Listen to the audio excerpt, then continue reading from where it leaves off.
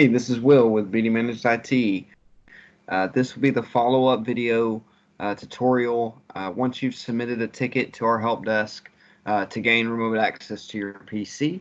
We're going to have set up you an account and send over an enrollment email. And this video is going to kind of pick up from that point and move forward. So with that being said, I'm going to start there. I'm going to show you what it's like to log into Control. Control is the Connectwise tool that we're using to connect back to our PCs.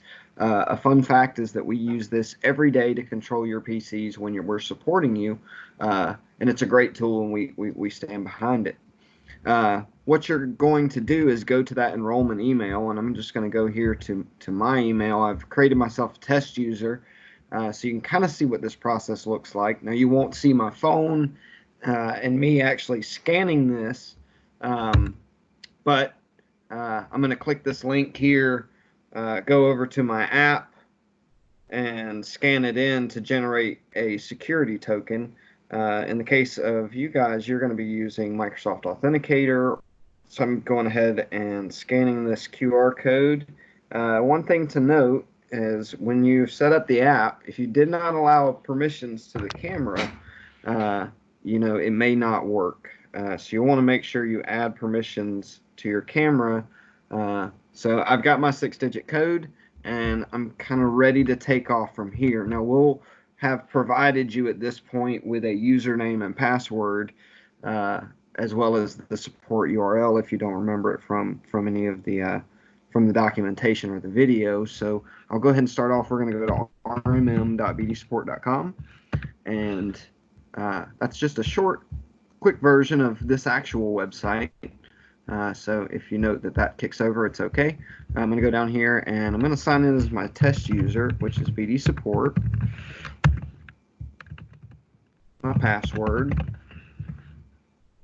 And now at this point, I'm going to be asked for the security token. And on my phone, it's about to expire, so I'm going to give it just a sec. And we're going to go.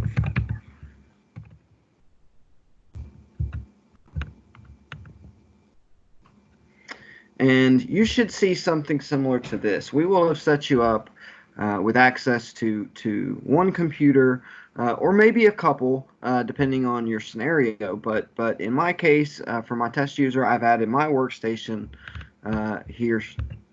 So I'm going to go ahead and click on the name of my computer in the list and go to Control. And that should pop up a window similar to this that's going to launch the installer.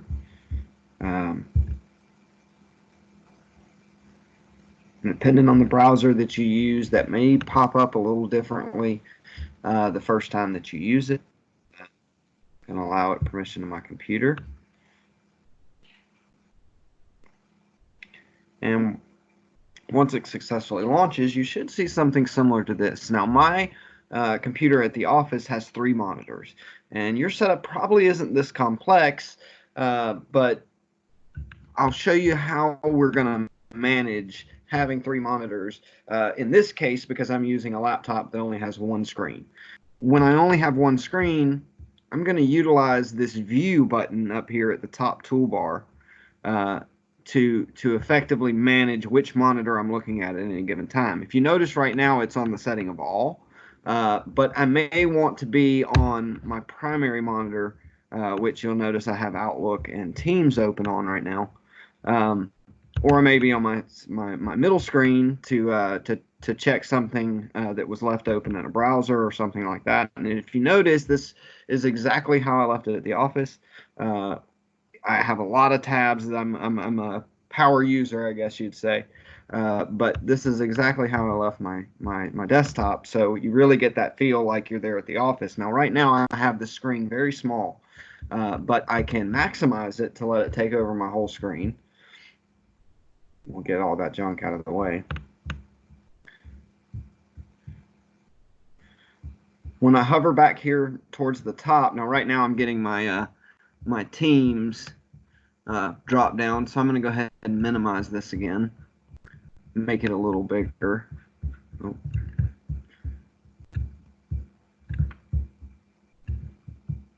make it a little bigger so it fits this demonstration. Now, when you go up towards the top, you're obviously not going to have that annoying Teams bar in your way. But what you can do here on these icons, you can actually double click them. Come on. You can actually double click the icons to make them pop out to the side. Now, in my normal workflow, I will usually have these two windows popped out to the side. And I do that because I have access to all my monitors and I have access to Control-Alt-Delete.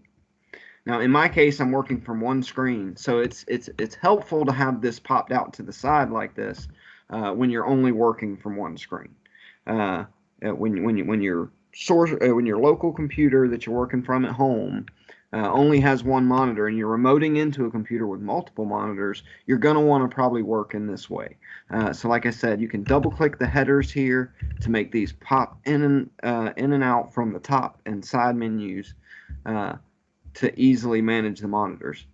Now, if I was working from a dual screen scenario, it's very easy to separate my screens into separate windows.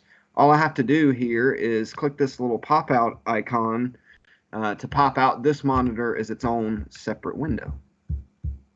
Now, if I had a separate monitor, right, let me get these out of the way, I can take this window here and maximize it on my primary monitor and take this other window and maximize it full screen on my second monitor, and it's like I'm sitting right there at my computer with both monitors open. Now,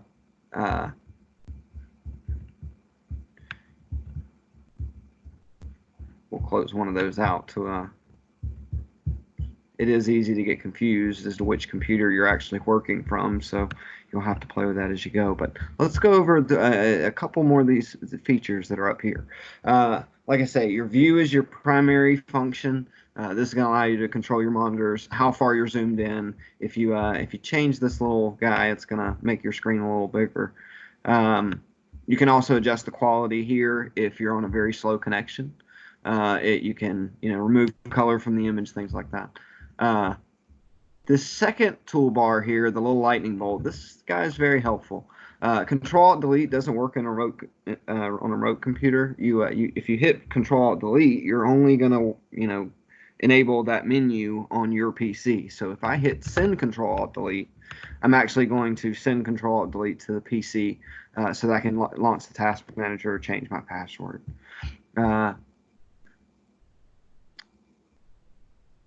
Send clipboard keystrokes is helpful when you have something very large that you're trying to copy paste from the local computer to your remote environment. Now, you probably won't need that, and in your case, we've deactivated this remote printing, and so we won't dive into that one. Down here on the side, you have the sound bar. If you need to pass sound from the remote computer backwards to your local computer, you're going to want to come in right here to this sound menu and select speakers to allow the sound to come through. And under the speaker box here, you may have multiple options here as to which audio device you want to output to on your local computer, right? And what I mean by that is you may have built-in speakers, or you may have some external speakers hooked up, but you also have something like a headset or something like that. You can come right here to manage which device you're going to output that sound on, and alternatively, you can also pass the microphone. That's kind of it for what you will need up here in this top area. We'll just go through them again. The view is a primary, the lightning bolt, and the sound in terms of what you all would need. There is one other thing that I want to show you, and when you connect to your computer, I have quite a few things open. You're going to have this little guy right here. Let me get some of this out of the way. You're going to have this little notification. Your computer is being controlled by your username, right? And sometimes it can get in your way, especially if you only have one monitor. you can click on it and you can hide it. Once again, I'll just show you because I can only do it once. If you click on this little guy right here on the little gear icon, you can hide this pop-up that sometimes gets in the way. Hopefully this has helped understand kind of how to use this tool. Obviously, if you have any questions or concerns, feel free to reach out to help@bdsupport.com to submit a ticket, and we'll be glad to get in there and help you further than what this video has helped with. I hope this has been informational, and I appreciate your time. Thank you very much. Bye-bye.